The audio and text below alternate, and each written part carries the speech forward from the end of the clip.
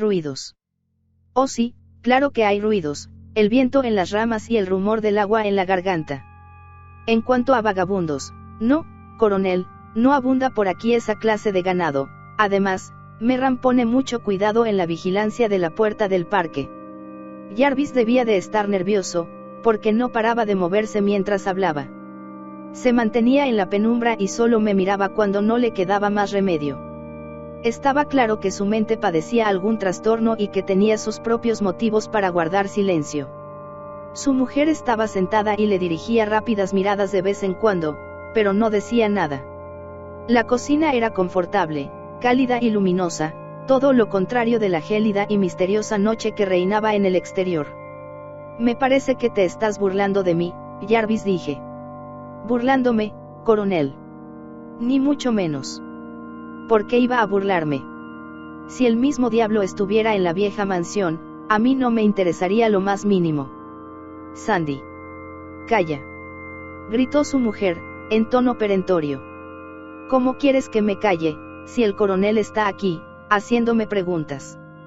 Ya he dicho que sí, el mismo diablo, y yo te digo que te calles. Gritó la mujer, con gran excitación. Tiempo oscuro de noviembre, largas noches, y con todo lo que sabemos. ¿Cómo te atreves a pronunciar un nombre que no debe ser pronunciado? Arrojó al suelo las medias que estaba repasando y se levantó, estaba muy alterada. Ya te dije que no podrías ocultarlo. No es una cosa que se pueda callar y, además, todo el pueblo lo sabe. Cuéntaselo al coronel, si no lo haces tú, lo haré yo. No quiero participar en tus secretos, y menos en un secreto que conoce todo el pueblo. La mujer chasqueó los dedos con aire desdeñoso. En cuanto a Jarvis, a pesar de ser un hombre corpulento, estaba completamente acobardado ante aquella mujer tan decidida, y se limitó a repetirle 2 o 3 veces su propia abjuración: cállate, y después, cambiando súbitamente de tono, gritó: cuéntaselo entonces, maldita sea. Yo me lavo las manos. Si todos los fantasmas de Escocia estuvieran en la vieja torre, ¿crees que me importaría? Después de esto conseguí sacarles la historia sin demasiada dificultad. En opinión de los Jarvis, y de todos los que vivían por allí, no cabía duda de que la casa estaba encantada. A medida que Sandy y su mujer se animaban, interrumpiéndose el uno al otro en su impaciencia por referirme los hechos, el relato se fue perfilando claramente como la mayor superstición que yo había escuchado hasta entonces, y la verdad es que no estaba desprovisto de poesía y patetismo. Nadie podía decir con exactitud cuánto tiempo había pasado desde que la voz se escuchó por primera vez. Jarvis aseguraba que su padre, que había sido el anterior cochero de Brentwood, jamás había escuchado nada parecido, y que el extraño fenómeno había surgido en los últimos 10 años, a raíz del desmantelamiento de la antigua mansión, una fecha sorprendentemente moderna para un cuento que pretendía ese y era auténtico. Según estos testimonios, y algunos más que recogí después y que estaban en perfecto acuerdo, aquella visita se producía únicamente en los meses de noviembre y diciembre. Durante estos meses, los más oscuros del año, apenas pasaba una noche sin que se manifestaran aquellos gritos inexplicables y, sin embargo, nadie había visto nada, al menos nada que pudiera ser identificado. Algunos, más temerarios o más imaginativos que los demás, habían visto una especie de fluctuante oscuridad, según dijo la señora Jarvis con un inesperado tono poético. El fenómeno empezaba al caer la noche y continuaba a intervalos hasta el amanecer. A menudo eran gritos y lamentos inarticulados, pero, a veces, las palabras que obsesionaban a mi pobre Roland se habían escuchado claramente: «Oh, madre, déjame entrar». Por otra parte, los Jarvis no tenían conocimiento de que se hubiera iniciado alguna investigación. La propiedad de Brentwood había pasado a manos de una rama lejana de la familia que vivió muy poco tiempo allí, y de los muchos que la alquilaron, como había hecho yo, muy pocos permanecieron 2 diciembres seguidos. Pero nadie se había tomado la molestia de hacer un examen profundo de los hechos. No, dijo Jarvis, moviendo la cabeza, no, coronel, quien querría convertirse en el hazmerreír de toda la comarca haciendo averiguaciones sobre un fantasma. Nadie cree en fantasmas. Debe de ser el viento entre los árboles, como dijo el último caballero, o un efecto del agua al correr por las rocas. Dijo que era muy fácil de explicar, pero dejó la casa inmediatamente. Y cuando llegó usted, coronel, hicimos lo posible para que no se enterase de nada. Al fin y al cabo, iba yo a estropear el negocio y perjudicar la propiedad por nada. ¿Quieres decir que la vida de mi hijo no vale nada?, exclamé, disgustado por sus palabras. Y sin poder dominarme continué, y en lugar de contármelo todo a mí se lo has contado a él, a un chico de salud tan delicada, a una criatura incapaz de distinguir las evidencias, de juzgar por sí misma, una criatura tan impresionable. Yo me paseaba por la habitación cada vez más indignado, porque sentía que todo aquello era injusto. Mi corazón se llenaba de amargura al meditar sobre el estúpido comportamiento de unos criados que habían preferido arriesgar el bienestar y la salud de los hijos de los demás con tal de no dejar la casa vacía. Si me hubieran advertido, habría tomado precauciones. Habría dejado la casa o enviado a Roland a otra parte, en fin, podría haber hecho un centenar de cosas que ahora ya no podía hacer. Pero estaba aquí, con un hijo afectado por una fiebre cerebral, y su vida, la vida más preciosa de la tierra, como si hubiera sido puesta en una balanza, dependía de si yo era capaz o no de encontrar una explicación a una vulgar historia de fantasmas. Me paseaba indignado porque me sentía incapaz de tomar una decisión. Llevarme a Roland, en el caso de que pudiera viajar, no ayudaría a calmar su agitada mente. Y mucho me temía que una explicación científica sobre la refracción o la reverberación del sonido, o cualquier otra de esas fáciles explicaciones con las que nos contentamos los hombres maduros, tendría muy poco efecto en un niño. Coronel, dijo Jarvis solemnemente, ella será mi testigo. El señorito no ha oído una sola palabra de mis labios, no, ni de los mozos de cuadra, ni de los jardineros, le doy mi palabra. En primer lugar, no es un chico que se preste a hablar. Algunos son habladores y otros no. Algunos te tiran de la lengua hasta que les cuentas todos los chismorreos del pueblo, y todo lo que sabes, y más. Pero el señorito Roland no es de esos, su cabeza está llena de libros. Es educado y amable, y muy buen chico, pero no es de esa clase. Y ya le he dicho, coronel, que a todos nos interesaba que se quedase en Brentwood. Yo mismo me encargué de hacer correr la voz, ni una palabra al señorito Roland ni a las señoritas, ni una sola palabra. Las mujeres del servicio, que no tienen motivos para salir de noche, saben muy poco, o nada, del asunto. Y hay quien piensa que es estupendo tener un fantasma, siempre que no se cruce en su camino. Si usted hubiera escuchado la historia al principio, tal vez habría pensado lo mismo. En eso tenía razón, si bien no arrojaba ninguna luz que disipara mis dudas. Si nos hubieran contado la historia desde el principio, es posible que toda la familia hubiera considerado la posesión de un fantasma como una ventaja incuestionable. Es la moda. Pero nunca tenemos en cuenta el riesgo que entraña jugar con la imaginación de los jóvenes, sino que exclamamos, según el dictado de la moda, y tiene un fantasma y todo. Desde luego no se puede pedir nada más para que sea perfecto. Ni yo mismo hubiera podido resistirme. Naturalmente, la idea de un fantasma me habría hecho reír, pero, después de todo, pensar que era mío habría halagado mi vanidad. Oh, sí, no pretendo ser una excepción. Para las chicas habría sido delicioso. Me era fácil imaginar su impaciencia, su interés, su entusiasmo. No. Si nos lo hubieran contado, habríamos cerrado el negocio lo más rápido posible, de puro estúpidos que somos. Y nadie ha tratado de investigar, dije, para saber de qué se trata realmente. Ay, coronel, dijo la mujer del cochero. ¿Quién querría investigar, como dice usted, una cosa en la que nadie cree? Sería el hazmerreír de toda la comarca, como dice mi hombre. Pero tú sí que crees en ello, dije, volviéndome rápidamente hacia la mujer. La había cogido por sorpresa. Dio un paso hacia atrás, apartándose de mí. Dios mío, coronel, no me asuste. Hay cosas espantosas en este mundo. Una persona sin educación no sabe lo que pensar. Y el sacerdote y la gente culta se ríen en tu cara. Indagar sobre algo que no existe. No, no, es mejor dejar las cosas como están. Ven conmigo, Jarvis, dije con impaciencia, al menos lo intentaremos. Nadie se enterará. Volveré después de cenar y haremos un serio intento por averiguar qué es, si es que es algo. Si lo escucho, cosa que dudo, puedes estar seguro de que no descansaré hasta que descifre el misterio. Estad preparado a las 10. Yo, coronel.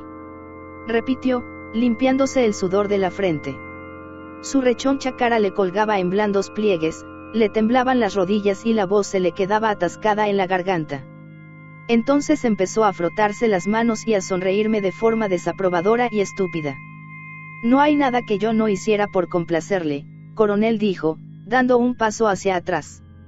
Seguro que ella recordará que yo siempre he dicho que jamás había tratado con un caballero más noble y educado. Jarvis hizo una pausa y me miró, frotándose otra vez las manos. ¿Y bien? Dije. Pero, señor. Se acercó, con la misma estúpida e insinuante sonrisa. Dese cuenta de que yo no puedo caminar. Con un caballo entre las piernas o con las riendas en la mano, no soy inferior a ningún otro hombre. Pero a pie, coronel. No es por las apariciones. Yo he sido siempre de caballería, comprende. Se rió roncamente y añadió, pero enfrentarse con una cosa incomprensible, y a pie, coronel. Bien, señor, si yo puedo hacerlo, dije ásperamente, ¿por qué usted no? Bueno, coronel, hay una gran diferencia. En primer lugar, usted puede vagabundear por el campo, y no le pasa nada, pero a mí una caminata me cansa más que 100 millas a caballo. En segundo lugar, usted es un caballero y hace lo que le place.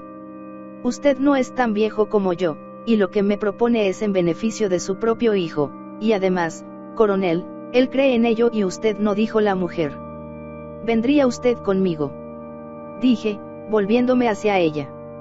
La mujer dio un salto hacia atrás, desconcertada, y volcó la silla. Yo.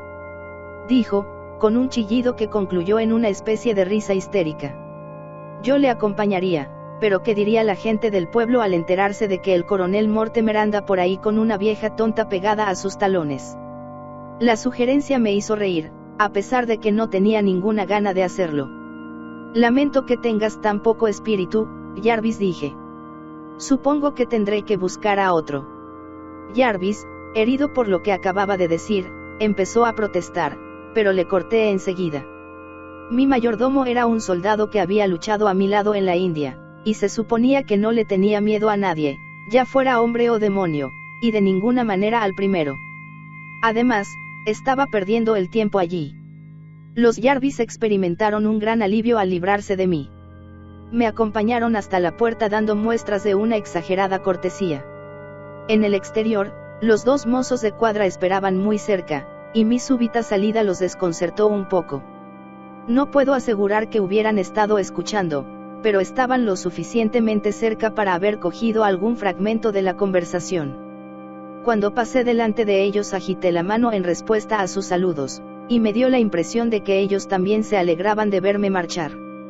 Parecerá extraño, pero debo añadir, en honor a la verdad, que, a pesar de estar empeñado en llevar a cabo la investigación que le había prometido a mi hijo Roland, y de estar convencido de que su salud y tal vez su vida dependían del resultado de mis averiguaciones, sentí una inexplicable repugnancia a pasar por las ruinas cuando caminaba de regreso a casa. Mi curiosidad era intensa, y con todo, mi voluntad no podía dominar a mi cuerpo, que me impulsaba a pasar de largo. Es probable que los científicos lo interpreten de otra manera y atribuyan mi cobardía al estado de mi estómago. Continué avanzando, pero si hubiera hecho caso a mis impulsos, habría cambiado de dirección y echado a correr inmediatamente. Todo mi ser se rebelaba contra ello. Mi pulso se aceleró, y mi corazón empezó a latir violentamente, como si asestasen martillazos contra mis oídos y cada uno de mis centros sensitivos. Era una noche muy oscura, como he dicho. La vieja mansión, con su informe torre, surgía amenazadora a través de las tinieblas, como una pesada masa, más negra aún que la propia noche. Por otra parte, los grandes y sombríos cedros, de los que estábamos tan orgullosos, contribuían a cerrar la noche. Mi confusión era tan grande, que me desvié del camino y no pude evitar lanzar un grito cuando me golpeé con algo sólido. ¿Qué era? El contacto con las calorías y la dura piedra, y las espinosas ramas de las zarzas me devolvieron a la realidad. Oh, es el viejo frontispicio, dije en voz alta, y solté una risita para tranquilizarme. El áspero tacto de las piedras me reconfortó. A medida que las palpaba, desaparecía mi estúpida locura visionaria. ¿Por qué una cosa tan fácil de explicar me había desviado del sendero en medio de la oscuridad? Este pensamiento me infundió nuevos ánimos, como si una mano sabia me hubiera quitado de encima las necedades de la superstición. Después de todo, qué absurdo. ¿Qué importancia podría tener que yo tomara un camino u otro? Me eché a reír de nuevo, esta vez más animado. Y de pronto, en un instante de vértigo, la sangre se me heló en las venas, un escalofrío me recorrió la columna vertebral y las fuerzas me abandonaron.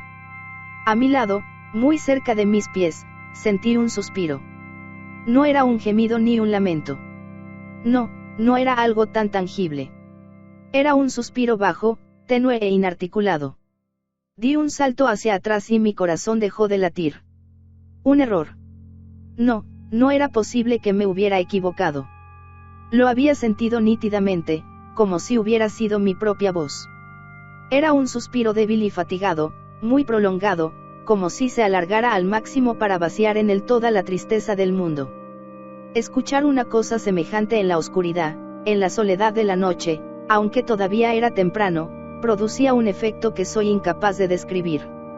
En ese momento sentí algo frío que se deslizaba sobre mí, algo que subía hasta mis cabellos y bajaba hasta mis pies, que estaban clavados en la tierra. Con voz temblorosa grité, ¿quién está ahí?, igual que había hecho antes, pero no obtuve respuesta. No sé cómo me las arreglé para llegar a casa. Ya no sentía indiferencia hacia aquella cosa, fuera lo que fuera, que rondaba por las ruinas. Mi escepticismo se había disipado como la niebla. Ahora estaba firmemente convencido, al igual que Roland, de que allí había algo, y no quería engañarme a mí mismo pensando que había sido una alucinación. Hay movimientos y sonidos en la naturaleza perfectamente comprensibles, como el crujido de las pequeñas ramas en la escarcha, o la gravilla del sendero, que a veces producen un efecto tan fantástico que uno se pregunta intrigado quién lo ha producido. Pero esto sucede cuando no hay un verdadero misterio. Les aseguro que estos efectos son incomparablemente más turbadores cuando se sospecha que hay algo. Yo distinguía y comprendía aquellos sonidos, pero no comprendía el susurro. No era una simple manifestación de la naturaleza. Había una intención, un sentimiento, el espíritu de una criatura invisible. Ciertamente, la naturaleza humana se estremece cuando se enfrenta con un hecho semejante. Era la manifestación de una criatura invisible, donde perduran aún sensaciones, sentimientos, una capacidad de expresarse a sí mismo.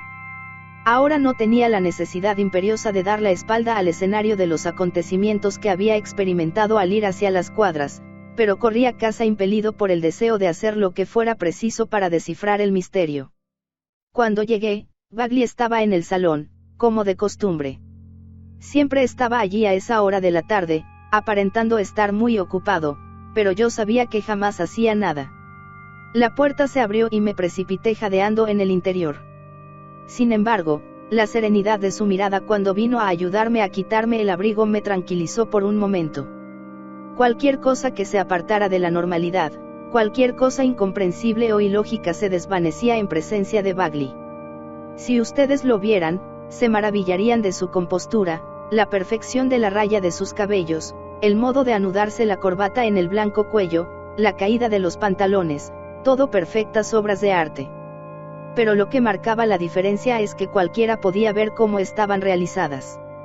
Me arrojé literalmente sobre él, sin darme cuenta del enorme contraste que existía entre la moderación de este hombre y la clase de asunto que yo iba a proponerle. Bagley, dije, quiero que vengas conmigo esta noche a buscar, furtivos, Coronel dijo con un rebosante destello de placer. No, Bagley, es algo mucho peor, exclamé. Bien, Coronel. ¿A qué hora?, dijo, a pesar de que yo no le había explicado todavía de qué se trataba. Salimos a las 10 de la noche.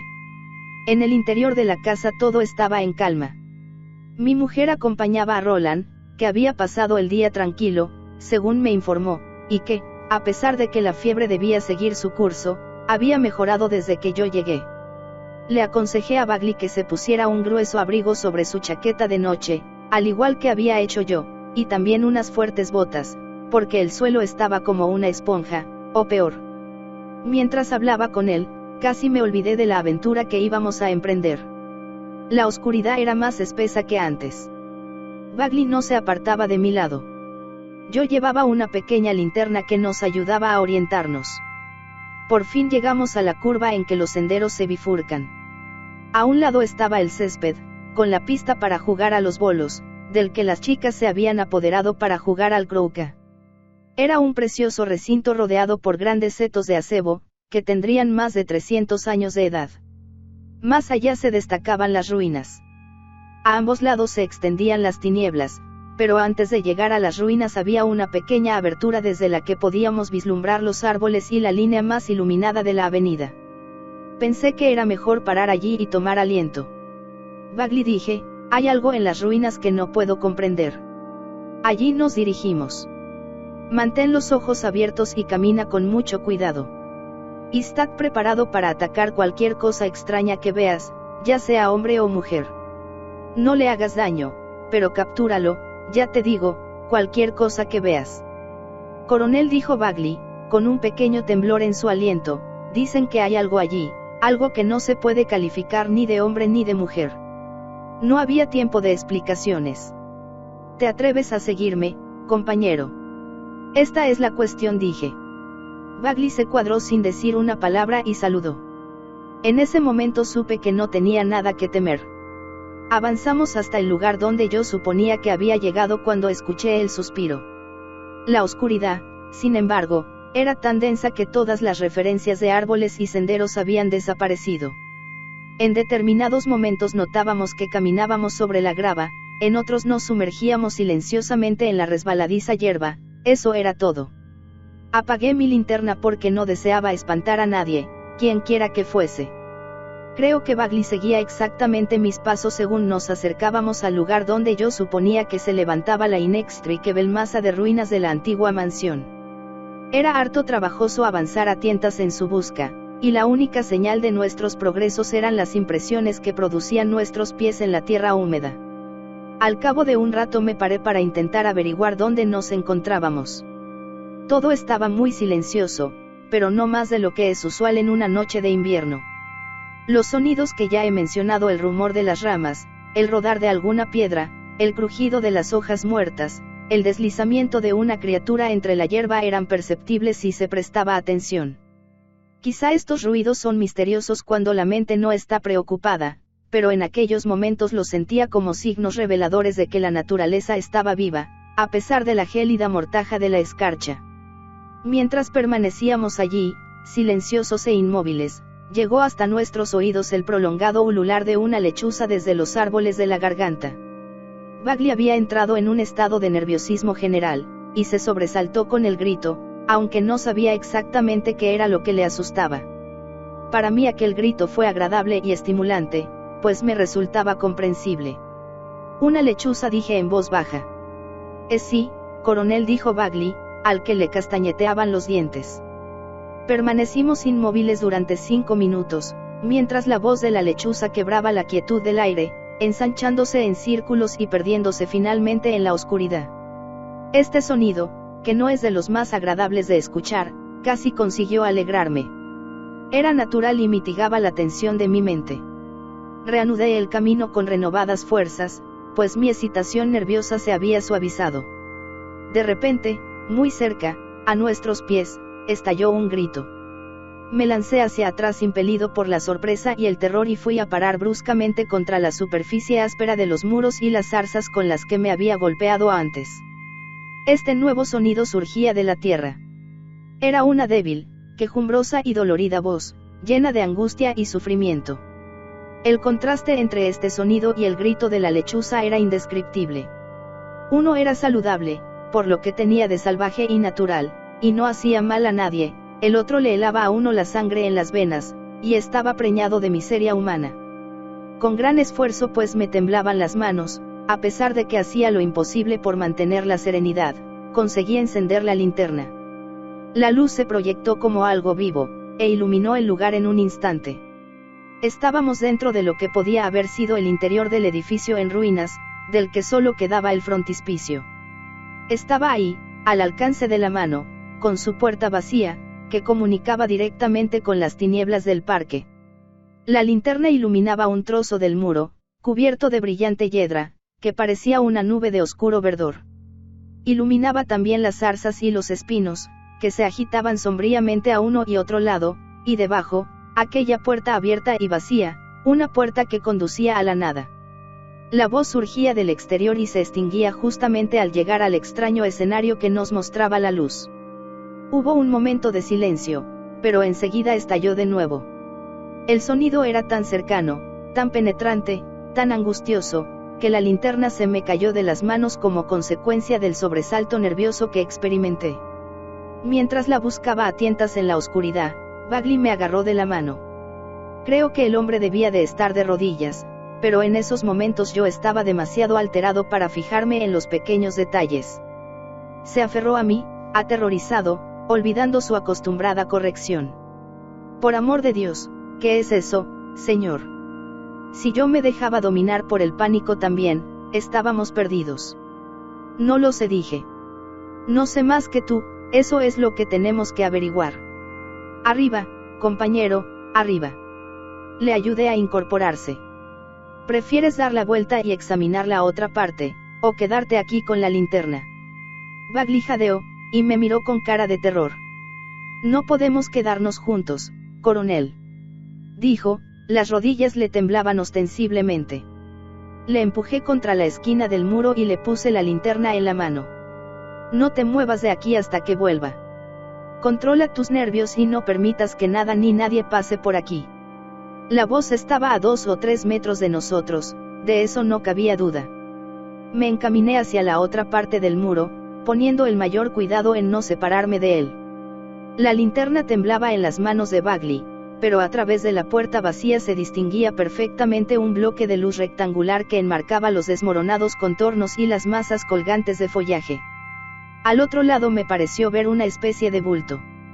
¿Estaría aquella cosa incomprensible acurrucada allí, en la oscuridad? Me precipité hacia adelante, atravesando el rayo de luz que incidía en el vacío umbral e intenté agarrarlo con las manos. No era más que un enebro que crecía cerca del muro. Mientras tanto, la visión de una figura que atravesaba el umbral había llevado a Bagley al límite de la excitación nerviosa y se abalanzó contra mí, agarrándome por la espalda.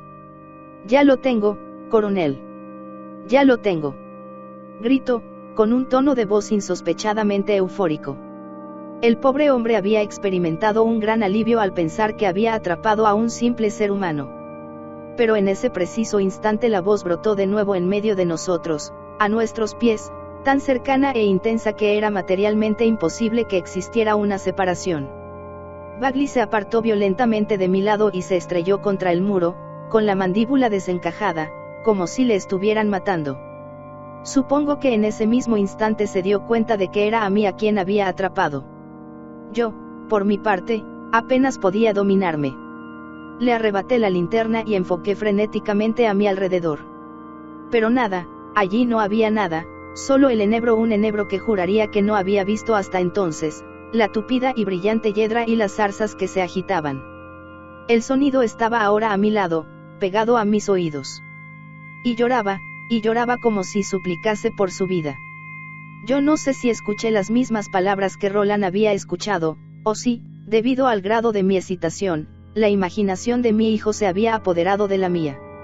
La angustiosa voz continuó y la articulación de las palabras era cada vez más nítida, pero ahora se movía de un lado a otro, como si la criatura se desplazara lentamente de atrás hacia adelante.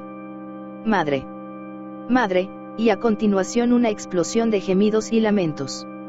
A medida que mis nervios se relajaban y me familiarizaba con aquel extraño fenómeno, estoy convencido de que el cerebro humano termina por asimilar cualquier cosa. La impresión de que una desgraciada y miserable criatura se paseaba de un lado a otro de la puerta vacía era cada vez más fuerte. A veces, aunque tal vez fuera cosa de mi imaginación, me parecía escuchar el sonido de unos golpes en la puerta, luego volvían a estallar los sollozos. «Oh, madre, madre». Y todo esto sucedía cerca, muy cerca del lugar donde yo me encontraba con mi linterna. Ahora delante de mí, ahora detrás. Una criatura desasosegada, angustiada, que lloraba y gemía ante una puerta vacía. Una puerta que nadie podría abrir o cerrar nunca más. ¿Lo oyes, Bagley? ¿Entiendes lo que dice? Grité, cruzando el umbral. Bagley permanecía pegado al muro, con los ojos vidriosos, medio muerto de espanto. Movió levemente los labios, intentando responderme, pero de su boca no salía ningún sonido. Después levantó la mano con un curioso movimiento imperativo, como si ordenara que me callara y escuchase. No puedo precisar el tiempo que permanecí escuchando en absoluto silencio.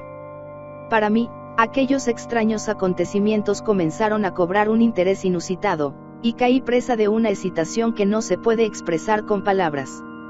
Era la evocación de una escena que cualquier ser humano podía comprender. A alguien le era negada la entrada, y ese alguien vagaba de un lado a otro con desasosiego y desesperación. En ocasiones la voz caía al suelo, como si se hubiera tumbado. Después se alejaba unos pasos y se tornaba más clara y penetrante. «Oh, madre, madre, déjame entrar. Oh, madre, madre, déjame entrar». Cada palabra era articulada perfectamente.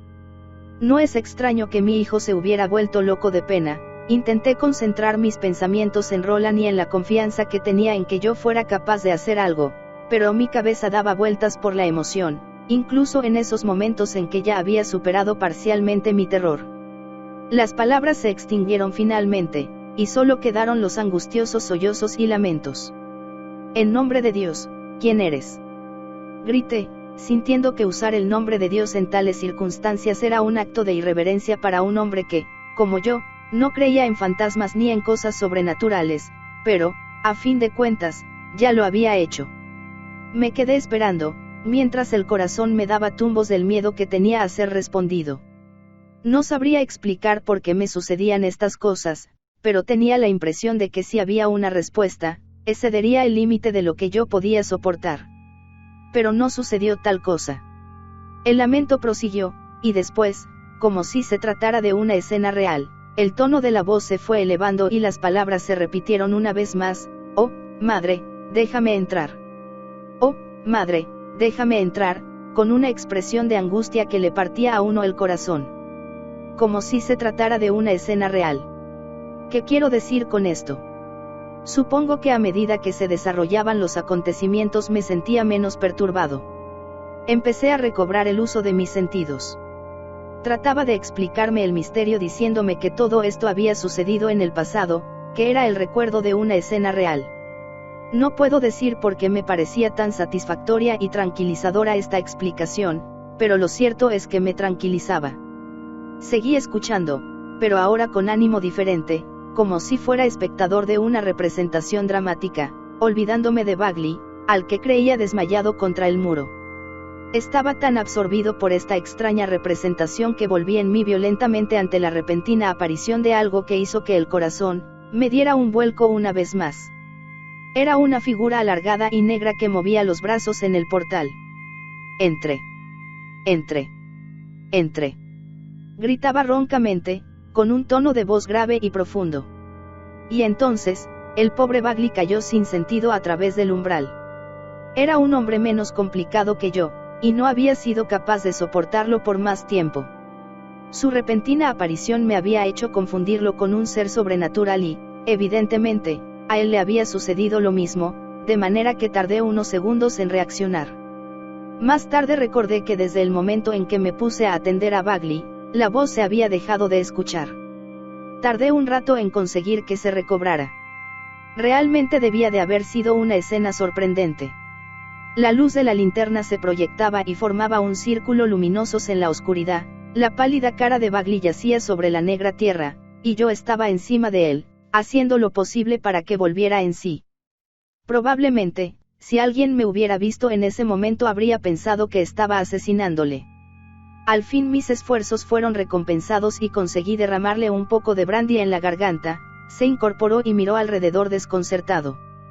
«¿Qué sucede?», dijo, pero enseguida me reconoció y se esforzó por mantenerse derecho. «Le ruego que me perdone», coronel añadió débilmente. Lo llevé a casa como pude, sosteniéndole con mis brazos. El gran hombre estaba tan débil como un niño. Afortunadamente, tardó en recordar lo que había sucedido. Desde el momento en que Bagley cayó al suelo, la voz había cesado y todo quedó en silencio.